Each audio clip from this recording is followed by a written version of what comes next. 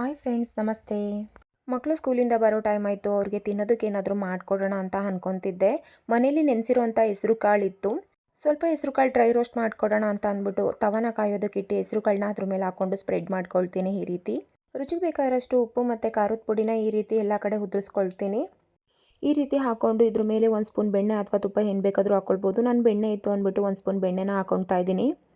ಒಂದೆರಡು ನಿಮಿಷ ಹಬೆಯಲ್ಲಿ ನೀಟಾಗಿ ಬೇಯಿಸ್ಕೊಳ್ಬೇಕು. ಮೇಲೆ ಒಂದು ಪ್ಲೇಟ್ನ ಕ್ಲೋಸ್ ಮಾಡಿ ನೀಟಾಗಿ ಬೇಯಿಸ್ಕೊಳ್ಬೇಕು. ಹಾಗೆ ಪ್ಲೇಟ್ನ ಓಪನ್ ಮಾಡಿ ನೀಟಾಗಿ ಸ್ಪ್ರೆಡ್ ಮಾಡಿ ಎಲ್ಲ ಕಡೆ ಒಂದೇ ಸಮ ಪ್ರಮಾಣದಲ್ಲಿ ರೋಸ್ಟ್ ಆಗೋ ಥರ ನೋಡಿಕೊಂಡು ಮತ್ತೆ ಹಬೆಯಲ್ಲಿ ಕ್ಲೋಸ್ ಮಾಡಿ ಬೇಯಿಸ್ಕೊಳ್ತಾ ಇರಬೇಕು.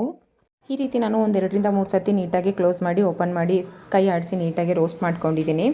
ಹಾಗೆ ಸ್ವಲ್ಪ ಚಿಯಾ ಸೀಡ್ಸ್ನ ನೆನೆಸಿಟ್ಟಿದ್ದೆ. ಇದನ್ನು ಬಳಸ್ಕೊಂಡು ಲೆಮನ್ ಜ್ಯೂಸ್ನ ಮಾಡ್ಕೊಳ್ತಾ ಇದ್ದೀನಿ. ಆರೋಗ್ಯಕ್ಕೆ ಚಿಯಾ ಸೀಡ್ಸ್ ತುಂಬಾ ಒಳ್ಳೆಯದು. ಸಿಂಪಲ್ ಆ್ಯಂಡ್ ಬೇಗ ಆಗೋವಂಥ ಹೆಸರು ಕಾಳಿನ ಡ್ರೈ ರೋಸ್ಟು ಖಂಡಿತ ಎಲ್ಲರಿಗೂ ಇಷ್ಟ ಆಗುತ್ತೆ ಅಂದ್ಕೊಂಡಿದ್ದೀನಿ. ಈ ರೀತಿ ನೀವು ಒಂದ್ಸಲ ಟ್ರೈ ಮಾಡಿ. Thank you friends.